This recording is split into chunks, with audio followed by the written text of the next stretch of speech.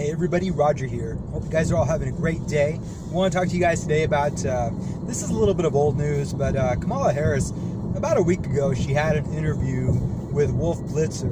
It's about a 10-minute interview, and I wanted to focus on one of the things that she brought up in that interview. And it was regarding hate crimes. She was asked about her position with the Jussie Smollett case, and she immediately said, you know, I'm very mixed up by it. I don't know what to think.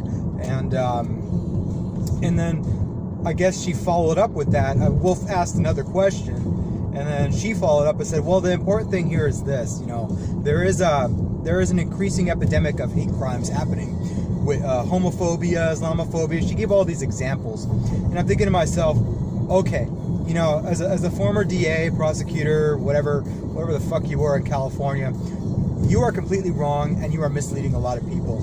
Look, when you take a look at all of the FBI crime statistics between 2016 to 2017, you'll notice one big difference. The big difference between 2016 and 2017 is the amount of precincts, amount of police stations actually reporting. In 2016, the amount was a lot less, and then in 2017, it increased quite a bit. And that's the reason for the number increase. It has nothing to do with it being increased because it's happening more. It's just more stations are reporting. That's it. So let's say, for example, there are 1,000 police stations across the United States reporting in 2016. And the numbers I am aware are about 6,100, 6,200 reported hate crimes. Again, this is reported. Forgive me for not knowing if it is if the eventual outcome of the report was shown as false or true in most of these cases. I would assume that this would be like, okay, hey, I am a person who had a hate crime on me or committed against me, and that's reported. But then if my hate crime was considered not a hate crime, is that portion of that report collected? Is it removed from the tally when it's found out that it's actually not really a hate crime? I don't know. I haven't read too much into the report to know that. I've read the basics of the reports between both years, 2016 and 2017. And yes, the other part of this is on, so 2016, it was between 61 to 6,200 reported hate crimes. And in 2017, it was 71 or 7,200. So it was an increase of about 1,000 to 1,100 reported hate crimes. Again, in 2016, let's just assume there was 1,000 precincts, 1,000 police stations reporting. But let's just say in 2017 that the police stations that actually added themselves to the report was increased by 500. So let's just say it's 1,500. Of course, you're going to have an increase. You're going to have an increase overall. But guess what?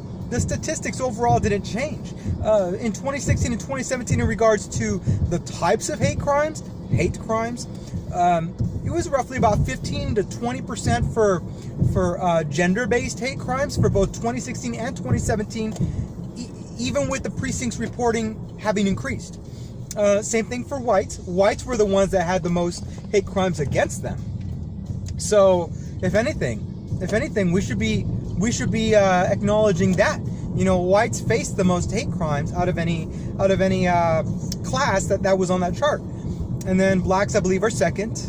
And again, we have to look at per capita as well. Per capita is the most important number, because per capita will show you just how much within that group is actually causing these scenarios, or a part of the scenarios. So yeah, you know, Kamala Harris, you're skewing the numbers.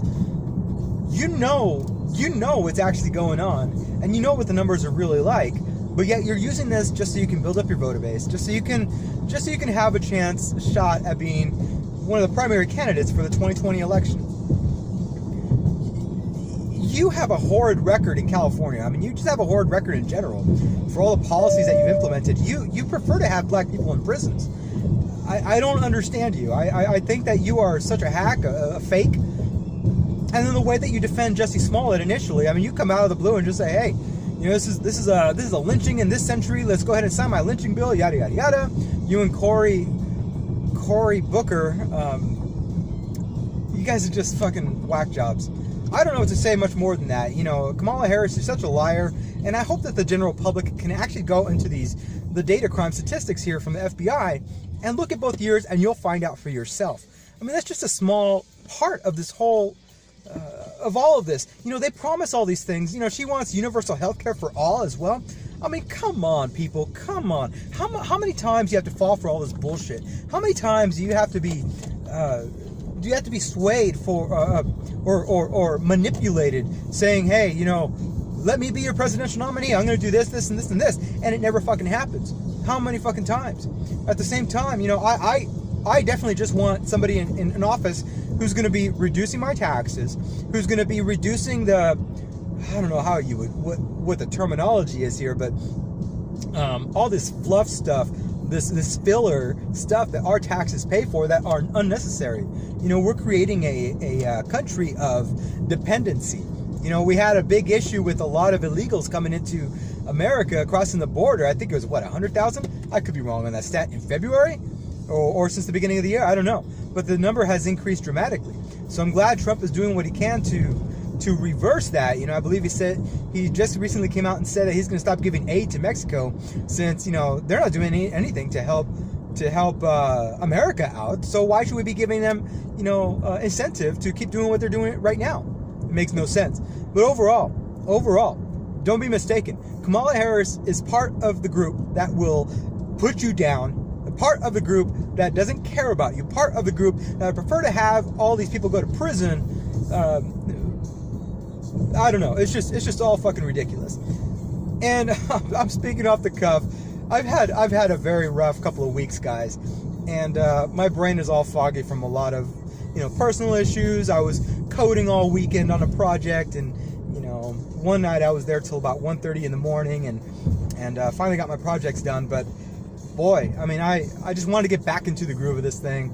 I just wanted to also make a video so you guys could see I'm still, you know, alive and kicking out here. So anyways, this video is just supposed to be about Kamala Harris and what a biatch she is. What are you guys' thoughts on Kamala Harris? What are you guys' thoughts on Kamala Harris running for 2020 presidency? And what are you guys' thoughts on Kamala Harris being involved in the Jussie Smollett case here, along with Kim Foxx, possibly Michelle Obama's aide? Oh, it's just turning all crazy these days. It's hard to follow. So anyways, like, hate, subscribe, share, don't share. I do love it all. Peace out.